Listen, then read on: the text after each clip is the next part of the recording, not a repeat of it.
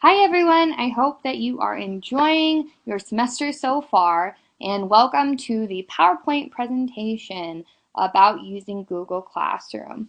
This was wonderfully created by Miss Angelina, voiced over by myself, Mary, and then at the end we have a wonderful link to an actual Google Classroom that we're all going to go and explore that was created by Zach. And this experience will be led by Larry, who is a smartboard guru. So go ahead and ask him for any advice afterwards on using the smartboard. To get started with Google Classroom, we're going to look at how mentor teachers are using it in a middle school and high school setting. We're going to look at standards that hit the Google Classroom, which is pretty amazing, and then we are going to look at how to get onto the Google Classroom. So let's get started.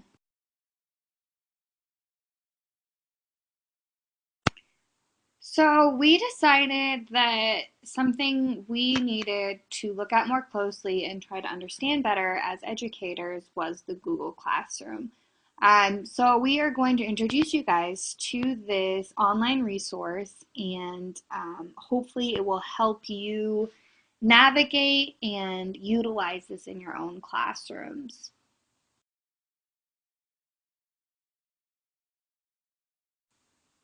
So we asked a couple mentor teachers at two different schools, one a high school and one a middle school, how they use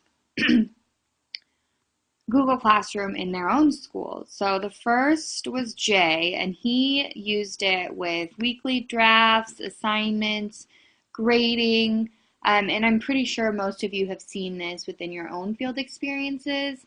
And then Anthony at Moore Middle School uses it for extra credit, putting up the week's essential questions, which is where I've seen it mostly used, and it allows him to share online resources with his students.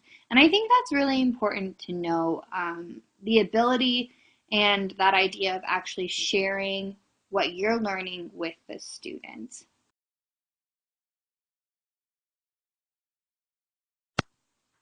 So Google Classroom actually hits several of the ISTE standards. It helps to design and develop the digital age learning. So by working in these classroom settings, it's actually helping the students learn how to navigate online and in a digital world. We get to model that digital work and promote citizenship and responsibility. I'm sure all of us know how much students are interacting online, and so creating this safe space, we can help teach them how to communicate in a more responsible and effective way online. And it also allows you to participate in local and global learning. This goes back to that idea of sharing what you're learning with the student through this technology in order to improve the student's learning. So you're able to actually find sites and immediately implement that right onto Google Classroom.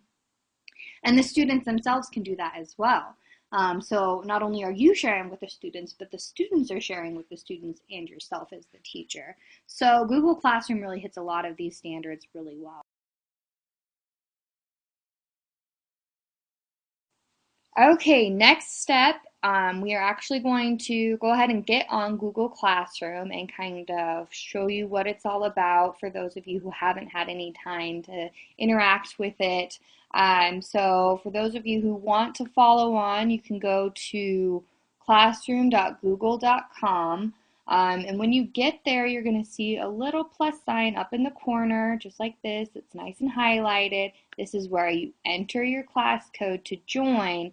And then right here is our class code, so you can get on and kind of explore. You will be in as students, so you won't have as much leeway as we will as instructors, but you'll get the basic idea of what your students will be seeing, and that in itself will help you help them.